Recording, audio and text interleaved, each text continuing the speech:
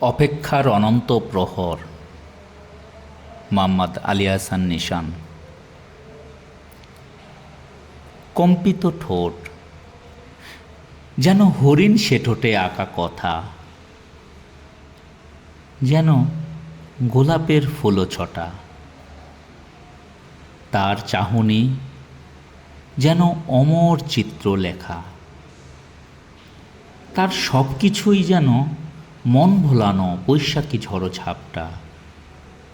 অল্প দেখা, একটু সময়, একটু কথোপকথন, মনকে করে দেউলিয়া যেন পূজারি তাহার এখন।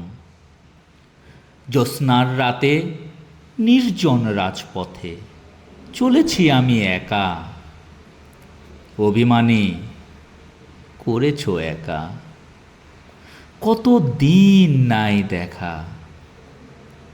তোমার তরে ছড়াইয়েছি ফুল, সাজাইয়েছি ফুলশয্যা। শূন্য বিছানায় বসে মম তোমারই পথ চাহিয়া।